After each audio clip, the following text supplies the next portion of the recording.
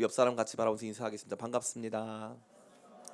예, 여러분 함께 예배하게 돼서 너무 감사하고 너무 좋습니다. 오랜만에 보이시는 분도 계시고 한데 하나님께서 여러분에게 은혜 주시기를 간절히 원합니다.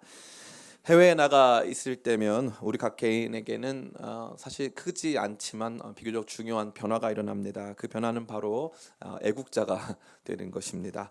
해외에 나가 살기 전에 혹은 해외에 나가 체류하기 이전에는 우리나라가 영 불편하고 부족한 모습 투성입니다. 헬조선이라고 불리고 매우 살기 팍팍한 것 같은 우리나라에 대해서 생각하다가 일단 해외에 나가 보면 우리나라가 정말 좋은 나라다 하는 생각을 안 하는 사람이 거의 없습니다. 특별히 제가 최근에 영국을 방문했을 때 최근 많이 상승한 대한민국의 국격을 체감한 바 있습니다. 보통은 입국 심사대에 서서 몇 가지 질문도 받고 대답도 해야 되는데 그 시간이 긴장되기 이를 데 없습니다. 특별히 2년 전쯤에 영국에서 체류하면서 일했던 저희 후배 목사님이 영국의 입국 심사대가 특별히 매우 까다롭다고 저한테 겁을 주었기 때문에 제가 매우 단단하게 준비를 했던 기억이 있습니다. 비행기 내려서 이동하고 있었는데 참 흥미롭게도 영국의 입국 심사법이 바뀌었어요. 그래서 영국에 입국하는 나라들 중에 EU 회원국들과 몇몇 특수한 나라들은 입국 심사를 자동으로 받습니다. 그 몇몇 특수한 나라가 주로 일본하고 이제 미국인데 그 중에 하나가 바로 대한민국입니다. EU 회원국을 제외하고는 거의 유례가 없을 정도로 아시아에서 딱 두 나라인데 일본과 대한민국, 그만큼 우리나라가 잘 사는 나라가 되었다는 것이죠. 그 순간 가슴 속에서부터 우리나라 정말 좋은 나라다라고 하는 엄청난 자부심이 뭉클 제 마음을 사로잡았습니다. 이것이 바로 나라의 힘입니다. 내가 속한 공동체를 우리는 쉽게 비판하거나 무시하려고 할 때가 많이 있습니다. 그런데 흥미롭게도 인생에서 가장 중요한 순간에는 우리는 개인이 아니라 국가, 공동체, 교회나 가족의 힘을 필요로 하고 있다는 것을 깊이 체감하게 된다는 것입니다. 신자에게 있어서도 마찬가지입니다. 하나님 나라라는 개념은 매우 분주하고 치열한 삶의 일상을 살아가는 우리에게 그리 중요하지 않은 것처럼 치부되기 십상입니다. 하나님 나라가 밥 먹여주냐, 하나님 나라에 대한 이야기 한다 그러면 목사님 저는 당장 몸이 아파 죽겠는데 왜 이런 얘기를 하십니까? 라고 하는 반문을 듣기 십상입니다. 그러나 실상 우리 신자들의 삶에 있어서 하나님 나라는 가장 중요한 국가와 같은 기능을 하기 때문에 그 중요성을 일로 말로 할 수가 없고, 특별히 이 하나님 나라를 깊이 체감하는 순간들이 우리의 삶에 더 깊고 심오한 영역에서 종종 발생하게 되는 것입니다. 이제 당분간 우리의 시선은 말씀을 따라 움직이는 가운데 하나님 나라에 집중될 것입니다. 특별히 이 하나님 나라에 대한 관심과 생각은 매우 매우 중요합니다. 예수님께서 세례 받으신 후에, 다시 말해서 예수님 공생애를 시작하시면서 첫 번째 하신 말씀이 무엇입니까? 회개하라, 하나님 나라가 가까이 왔다는 것입니다. 예수님의 공생애는 하나님 나라와 직접적으로 연결되어 있습니다. 단순히 아픈 우리를 치료하고 돈 없는 우리에게 돈을 주시는 수준을 넘어서서 하나님 나라를 이 땅 가운데 도래시키시는 것이 예수님의 중대한 사명이었다면 그 하나님 나라가 얼마나 중요했기에 그러한 것이겠습니까? 그만큼 주님께서는 우리에게 하나님 나라를 가르치시고 체험케 하시며 그 나라의 완전한 도래를 바라고 기대하며 살 것을 말씀하시는 것입니다. 앞으로 몇 주간 이 말씀을 지속하는 가운데 여러분 자신에게 정말 중요한 이 하나님의 나라에 대한 인식, 생각, 개념이 확실히 자리 잡히고 그것으로 말미암아 이 땅 가운데 살아가는 것을 의미 있게 또 가치 있게 살게 되시기를 예수님의 이름으로 축원합니다. 오늘 본문은 우리의 관심의 초점을 하나님의 나라로 향하게 합니다. 그 가운데 오늘 본문의 말씀이 우리에게 주는 메시지를 잘 정리해 보면 바리새인과 제자들 사이에 있었던 하나님 나라에 대한 잘못된 관심, 하나님 나라에 대한 잘못된 오류를 발견할 수 있습니다. 첫 번째는 바로 하나님 나라 현재성에 대한 오류입니다. 하나님 나라가 현재 이 땅에 있다라고 하는 것을 잘 모른다는 것이죠. 하나님 나라 현재성에 대해서 관심이 부족하다 하는 것을 말씀드릴 수 있습니다.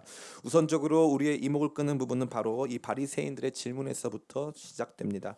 그 질문의 내용은 바로 하나님의 나라가 어느 때에 임합니까 하는 점입니다.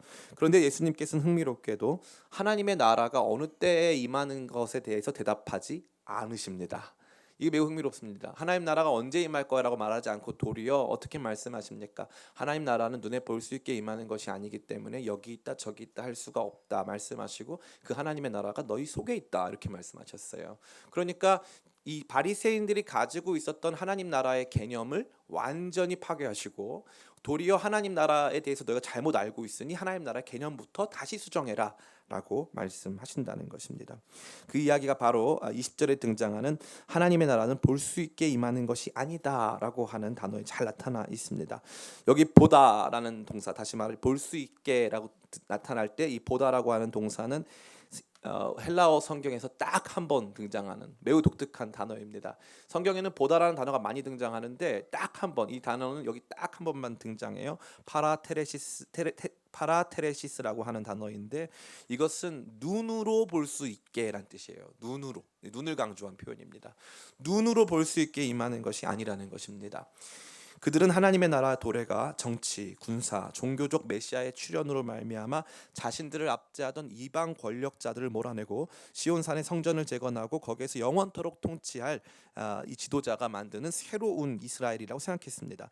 그렇기 때문에 그들에게는 하나님의 나라는 이와 같이 눈에 보여야 하는 것이었고 하나님의 나라가 언제 임합니까가 바로 그게 언제 임하냐라고 생각했다는 것이죠. 근데 예수님께서는 그들이 가지고 있었던 하나님 나라에 대한 잘못된 인식을 깨트리시고 하나님 나라가 언제 임하냐를 묻지 말고 너희가 하나님 나라에 대해서 완전히 잘못 알고 있다는 것을 먼저 알아야 한다고 말씀하시는 것입니다. 이것은 단순히 바리새인들만의 이야기는 결코 아닙니다. 2000년 기독교 역사가 언제나 하나님 나라에 대한 이러한 잘못된 현재성의 오류를 말해주고 있습니다. 특별히 중세 유럽 교회가 유럽 사회 전체를 지배하고 있을 때에도 교회는 자신들을 하나님의 나라라고 생각했습니다. 중세 유럽 영토의 상당 부분은 교회의 것이었습니다. 또한 그 교회의 일원을 자처하던 군주들 역시 자신들의 정치 군사 활동이 하나님 나라와 직간접적으로 연결되어 있다라고 생각했다는 것이죠. 이방인들을 죽일 때 특별히 이 십자군 운동을 통해서 이방인들을 성지에서 몰아내고 그들의 세력을 약화시키는 활동이야말로 하나님 나라를 확장하고 이 땅 가운데 도래시키는 활동이라고 정말 확실히 믿고 그렇게 했다는 것입니다. 매우 흥미롭게도 중세 유럽을 지나서 제국주의 시대에도 기독교 국가들은 그들의 식민 통치 행위가 하나님 나라 도래와 전파의 직접적인 연장선에 놓였다고 생각했습니다. 각 식민지를 수탈하는 과정에서 복음을 전파했습니다. 그래서 우리가 식민지를 수탈하지만 또한 동시에 거기에 교회도 세워주고 거기에서도 여러 가지 좋은 사업들도 많이 하니까 이게 바로 하나님 나라 역사야, 하나님 나라 일이야라고 생각한 것이죠. 오늘 미얀마 팀이 이제 출국하게 되는데 미얀마에 가면은 여성 대학, 여자 대학교도 있고 또 병원, 여성 전문 병원도 있고 아주 중요한 시설들은 대부분 기독교에서 만들어 준 것입니다. 근데 사람들은 교회를 다닐까요, 안 다닐까요? 대부분의 경우에 교회를 다니지 않습니다. 왜 그렇겠습니까? 교회가 학교도 만들어주고 병원도 만들어주고 또 여러 가지 좋은 시설들도 다 만들어줬는데 교회를 안 다녀요. 왠지 아십니까? 그들이 영국, 다시 말해서 식민 통치를 하면서 세워준 시설들이기 때문에 그렇습니다. 그 땅을 정치 경제적으로 억압하면서 사회 문화적으로 그 땅을 장악하면서 거기에서 복음 전했다고 해서 그게 하나님 나라 전파와 연결되지 않는다는 것이죠. 매우 흥미로운 것입니다. 특정한 현재도 그러한 모습이 여전히 남아 있습니다. 세계적으로는 하나님께 대항하는 적그리스도의 세력이 세계 정부를 만들고 우리를 통치하려는 야욕을 가지고 있다고 사람들은 말합니다. 또한 그러한 가운데 특정 정치 세력은 하나님 나라의 도구가 되어서 적그리스도의 세력을 막고 있다라고 생각하는 것이죠. 특정한 정치가나 정당 혹은 사람들이 하나님 나라를 가시적으로 보여주고 있다고 생각한다는 것입니다. 그러나 그것은 착각입니다. 특별히 우파 계열의 그리스도인들이 가진 생각 또 있었습니다. 다시 말해서 우리가 자유민주주의를 수호하는 것, 그것이 하나님 나라를 전파하고 선포하는 것이다. 근데 여기 좌파는 그렇지 않을까요? 좌파 성향의 성도들도 마찬가지입니다.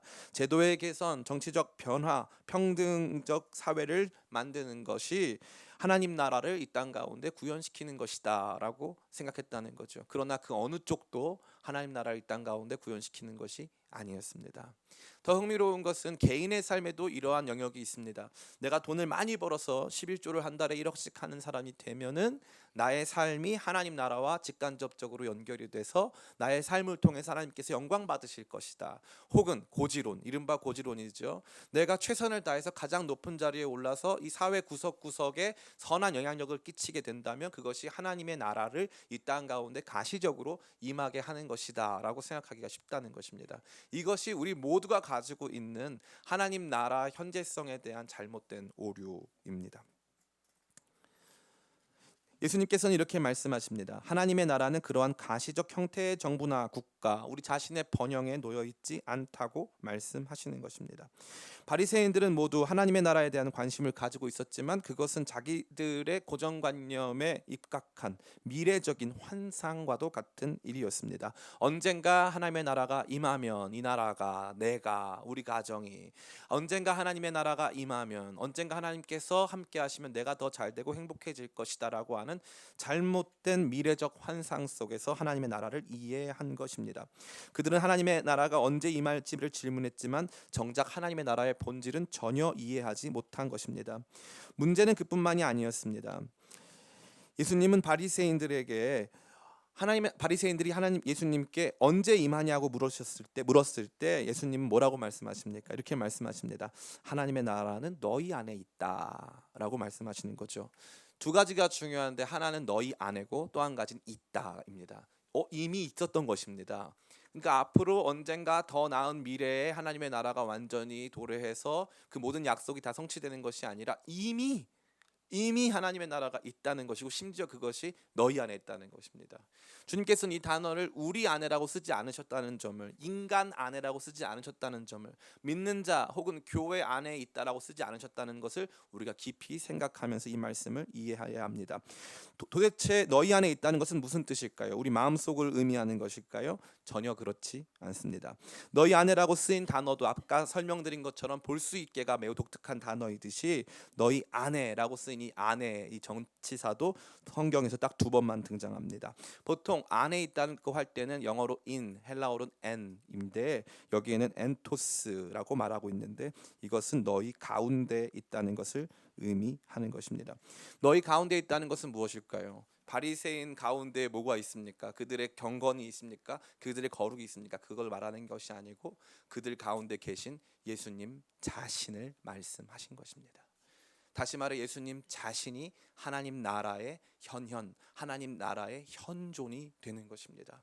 예수님의 위대한 사역, 다시 말해 예수님께서 천국 복음을 전파하시고 귀신을 내어 쫓으시고 죽은 자를 살리시는 위대한 모든 사역은 단순히 예수님의 능력을 보여주는 것이 아니라 이제 하나님의 나라가 예수님과 함께 이 땅 가운데 임하였다는 것을 보여주는 강력한 표징이 되는 것입니다.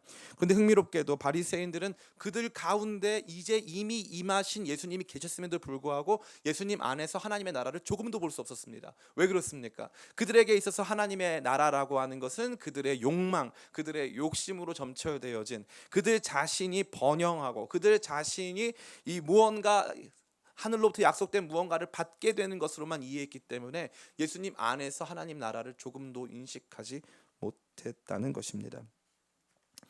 매우 흥미롭습니다. 이러한 바리새인들의 모습은 오늘날 우리 많은 성도들에게도 동일하게 나타나고 있는 증상입니다.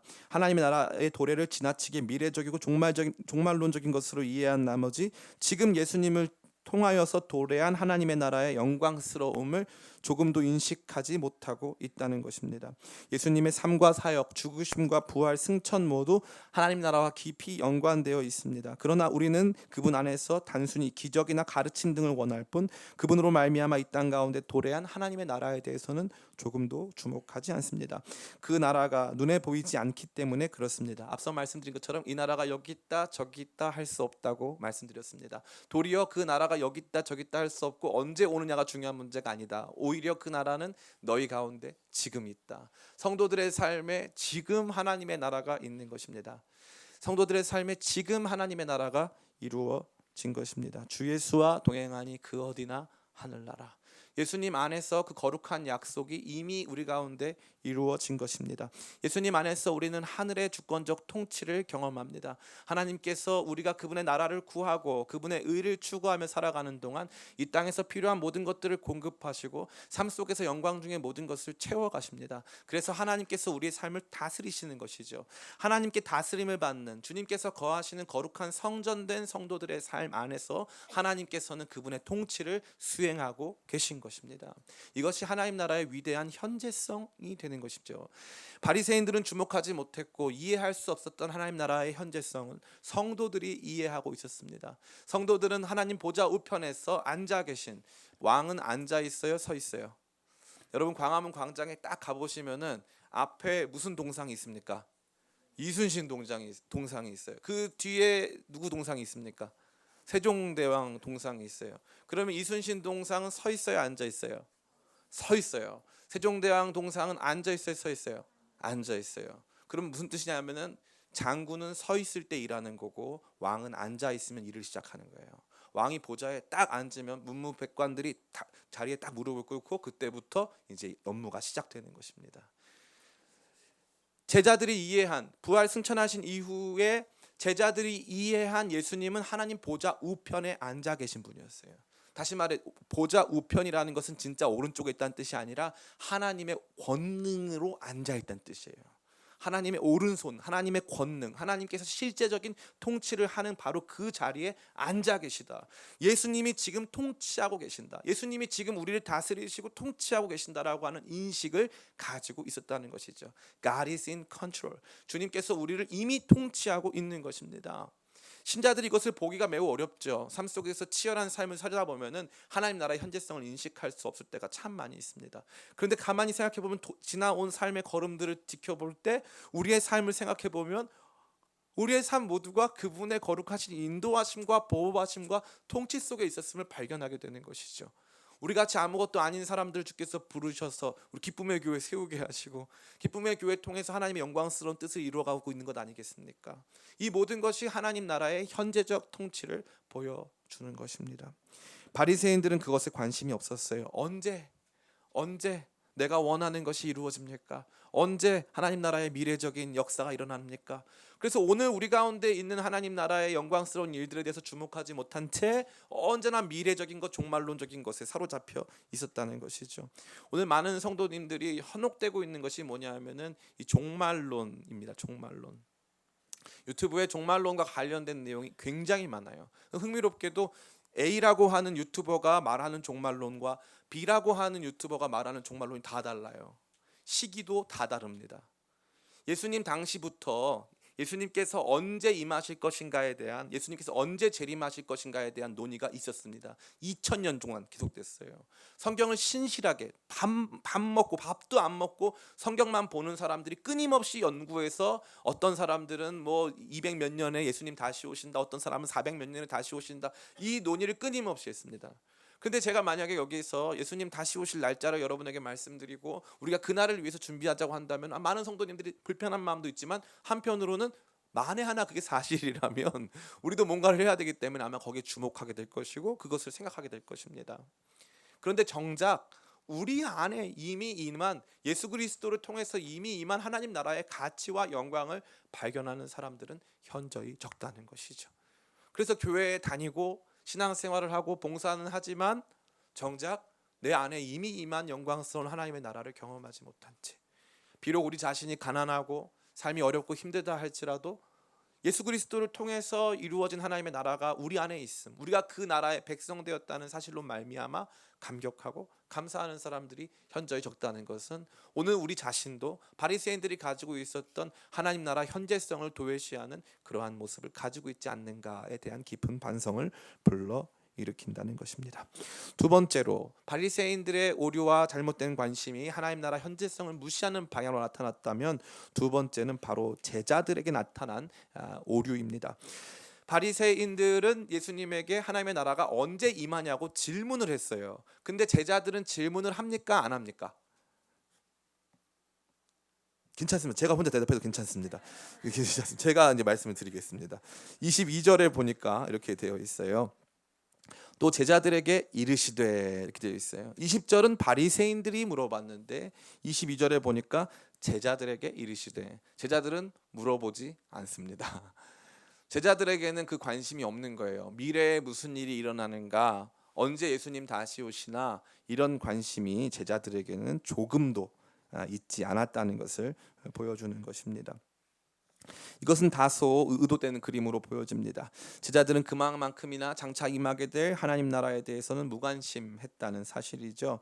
이 하나님의 나라의 미래성, 다시 말해서 하나님의 나라의 미래, 언제 다시 오시는가, 주님의 완전한 하나님 나라의 성취가 언제 일어날 것인가를 제대로 이해하지 못한 하나님 나라 미래성에 대한 무관심은 매우 안타까운 것이었습니다. 특별히 하나님 나라는 인자의 날이라고 하는 목표점을 제시하고 그날에 있을 일들에 대해서 말씀하십니다.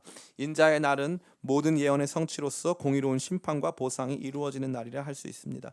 이러한 인자의 날, 즉 하나님 나라의 도래를 설명하시면서 예수님께서 중요한 말씀을 하시는데, 그것은 뭐냐 하면 그날이 갑작스럽게 임하게 될 것이라는 사실입니다.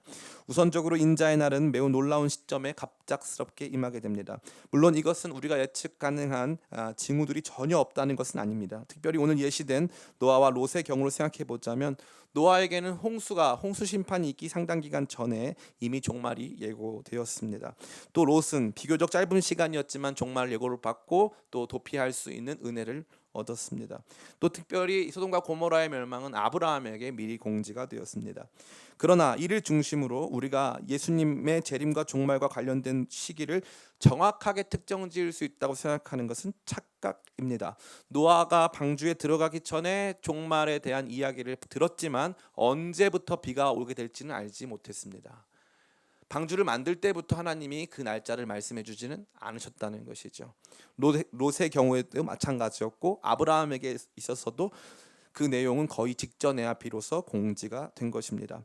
그러기에 결과적으로 인자의 날, 즉 하나님 나라의 완전한 도래는 의외의 시간에 갑작스럽게 번개의 비추임과 같이 빠르게 임한다는 사실입니다. 이러한 하나님 나라의 갑작스러운 도래가 의미하는 중요한 것이 있는데, 그것은 바로 대다수의 사람들은 인자의 날, 즉 종말에 대해서 제대로 준비하지 못하고 있다는 점입니다. 그들은 대체로 하나님의 임박한 심판에 대해서 무관심한 채 자기 삶에 몰두할 것입니다. 소돔과 고모라의 멸망과 노아 홍수 사건의 멸망 모두 사람들이 세상에 취해 있었다는 강조점을 가지고 있었습니다.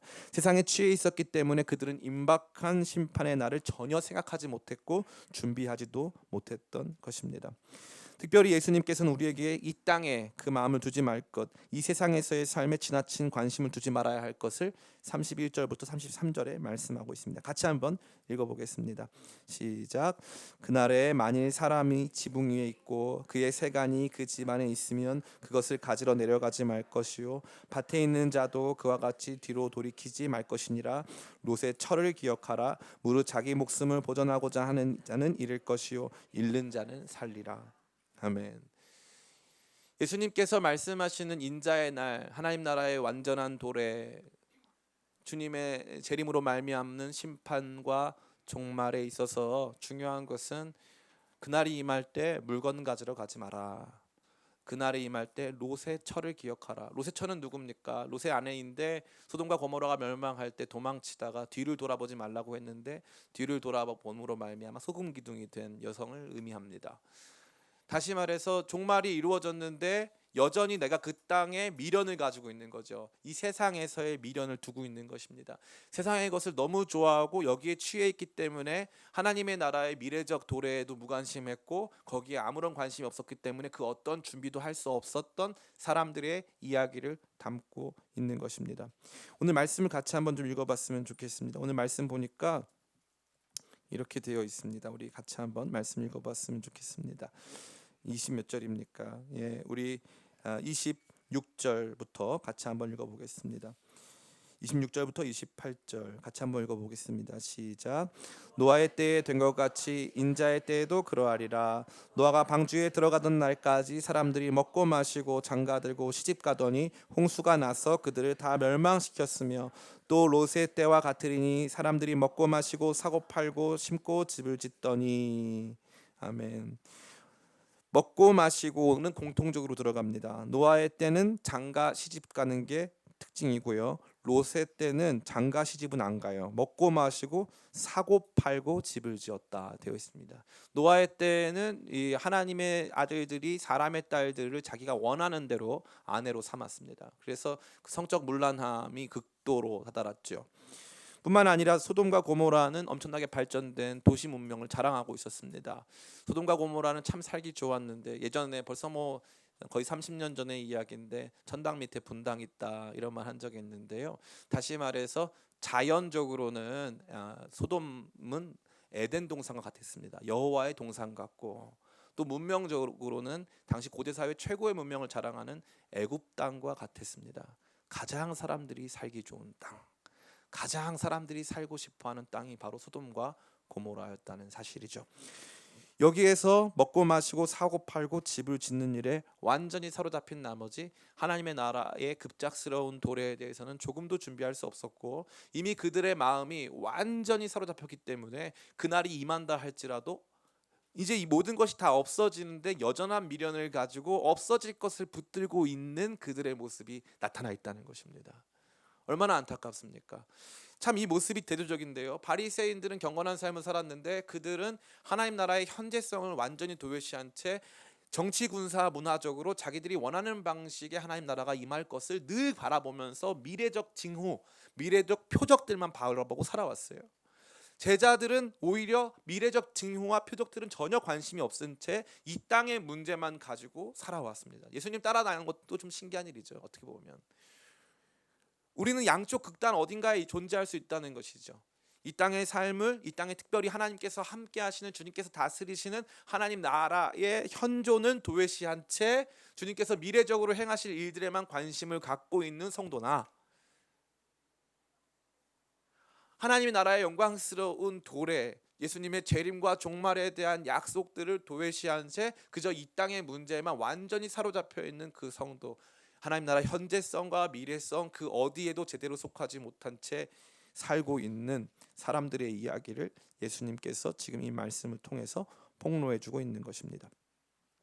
특별히 그러한 가운데 예수님께서는 더욱 분명한 말씀 하나 해주시는데 정확한 시기를 특정 지어줄 수는 없습니다. 그러나 순서가 있다고 말씀하세요. 그 순서에 따라서 우리가 기대할 수 있는 바가 있다는 것이죠. 그 절차들이 하나하나 끝나면 그 다음에 이루어지는 일들이 있다는 것입니다. 그것은 무엇입니까? 우선적으로 그리스도의 고난이 있어야 된다는 것입니다. 우리 22절부터 25절까지 말씀 같이 읽겠습니다. 시작. 또 제자들에게 이르시되 때가 이르리니 너희가 인자의 날 하루를 보고자 하되 보지 못하리라. 사람이 너희에게 말하되 보라 저기 있다 보라 여기 있다 하리라. 그러나 너희는 가지도 말고 따르지도 말라. 번개가 하늘 아래 이쪽에서 번쩍이어 하늘 아래 저쪽까지 비침같이 인자도 자기 날에 그러하리라. 그러나 그가 먼저 많은 고난을 받으며 이 세대에게 버림바 되어야 할지니라. 아멘. 예수님이 그 세대에게, 예수님께서 이 세상에서 버려진 바 됨 이후가 진짜 종말의 시기다라고 말씀하신다는 거죠. 예수님께서 십자가 부활하신 이후부터 이제부터 우리에게 남겨진 것은 종말의 때입니다. 재건축, 재개발 관련된 이슈가 대한민국에서 아주 중요한 이슈가 될 텐데요. 처음에는 이 조합을 설립하고 그다음에 사업 시행 인가라는 것을 봤습니다. 제가 지금 부동산 강의를 하고 있는 것 같은데요. 사업 시행 인가라는 것을 받습니다. 사업 시행 인가를 우리 관청에서 받으면은 이제 관리 처분 인가라는 걸 받아요. 관리 처분 인가는 이제 거기를 이제 처분할 수 있다는 거죠. 그 다음에 이제 사람들이 토지 보상이나 각종 정리할 것 정리한 다음에 이주하고 철거한 다음에 공사를 하고 입주자를 모집하고 그 다음에 입주하는 것입니다. 이게 다 뭡니까? 절차예요. 그런데 가보면 어떻게 알아요? 부동산 가서 물어보면 이거 언제 입주할 수 있어요? 그러면 정확한 시기를 말해주는 부동산이 있어요? 없어요? 없습니다. 근데 대략적으로 감을 잡을 수가 있어요. 사업 시행 인가가 났으면 그 다음에 대부분 잘 사업이 이루어지더라. 관리 처분 인가까지 났으면 앞으로 몇 년 안 남았다. 이걸 알 수가 있는 거죠. 아주 정확한 것입니다. 우리에게도 마찬가지인 것이죠. 다시 말해 예수님의 죽으심과 부활 사건이 딱 있은 후부터 이제 인자의 날이 멀지 않았기에 우리는 예수님의 재림과 종말을 준비해야 될 시점이 이제 왔음을 알아야 한다는 것입니다.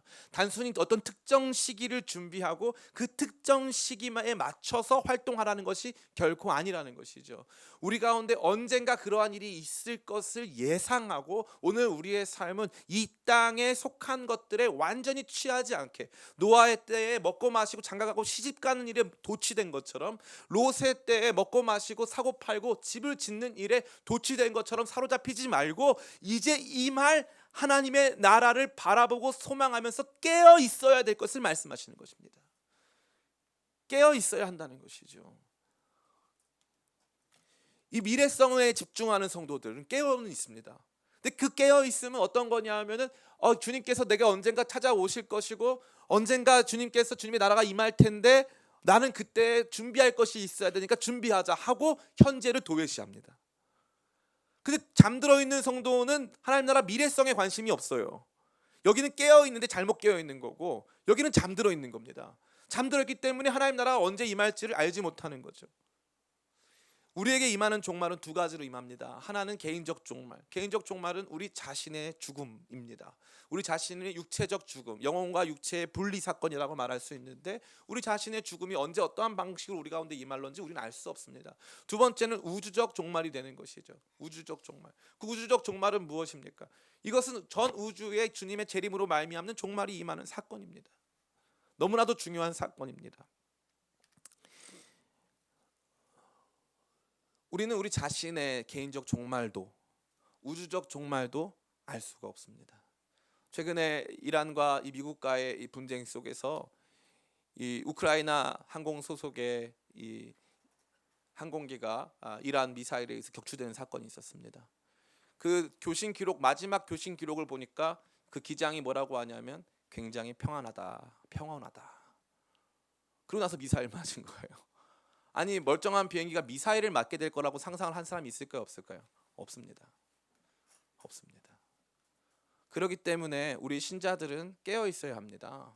우리에게 닥칠 미래적 종말, 우리에게 닥칠 그 일들에 대해서 깨어 있어야 된다는 것이죠. 그 깨어 있음이 있지 않게 되면 무슨 일이 발생합니까? 그 깨어 있음의 핵심은 바로 긴장입니다. 그 긴장이 매우 중요한 것이죠. 주님께서는 그 긴장을 저와 여러분에게 말씀하고 계십니다. 34절과 35절입니다. 같이 한번 읽어보겠습니다. 시작. 내가 너희에게 이르노니 그 밤에 둘이 한 자리에 누워 있음에 하나는 데려감을 얻고 하나는 버려둠을 당할 것이요 두 여자가 함께 맷돌을 갈고 있음에 하나는 데려감을 얻고 하나는 버려둠을 당할 것이니라. 누가 왜 어떻게 버려둠을 당하고 데려감을 받을 것인지를 나와 있지 않습니다. 그 밤이라고 말했습니다. 그러니까 언제 어떤 시간에 어떠한 모습으로 우리 자신에게 그 종말이 임할런지를 알 수 없다는 것이죠. 그러고 나니까 제자들이 어떻게 됩니까? 그러고 나니까 그 미래에 대한 기대감 혹은 그 미래에 대한 깊은 우려를 가지고 예수님에게 질문합니다. 37절 같이 한번 읽어보겠습니다. 시작. 그들이 대답하여 이르되 주여 어디 오니까 이르시되 주검이 있는 곳에는 독수리가 모이느니라 하시니라. 아멘. 제자들은 주여 어디니까 라고 말했어요. 그 다음에 예수님 뭐라고 대답하십니까? 주검이 있는 곳에 독수리가 모이느니라. 독수리는 주검, 다시 말해서 자기가 동물의 사체를 뜯어먹고 사는데 그것을 냄새만 맡으면 바로 안다는 거죠. 우리가 자연스럽게 알게 될 거라는 사실입니다. 자연스럽게 알게 될 거라는 사실이죠. 어느 때입니까? 그 때를 특정 지어주지 않으셨습니다. 대략 어느 때쯤일 것이다. 절대 그렇지 않습니다. 많은 사람들이 다니엘서의 예언을 통해서 예수님의 인자의 다시 오심을 예측하고 그것을 예언합니다. 그런데 그것은 예수님도 하지 않으셨던 거예요. 그때와 시간에 대해서는 아들도 알지 못한다고 되어 있습니다. 다만 앞서 말씀드린 대로 그 시점이 존재하는데 그게 바로 예수님께서 그 세대에게 버림받아지신 그 사건을 분수령으로 해서 그 이후에 다른 종류의 구속사적 사건은 없고 그 이후에 종말론적 재림이 존재하고 그것을 위해 우리는 준비해야 된다는 것입니다. 제가 여러분에게 재림을 준비하면서 교회에 헌금을 하라든지 그동안 지은 죄를 회개하라고 말씀드리지 않았음을 기억해 주시기 간절히 바랍니다. 여러분 모두에게 종말에 대한 공포를 드리기보다 제가 간절히 원하는 것은 거룩한 긴장을 드리기 원하는 것입니다. 깨어있음을 드리기를 원한다는 것이죠. 군대에 있어서 가장 안 좋은 것은 군대의 최악의 복지는 뭐냐면 군인을 나태하게 만드는 것입니다.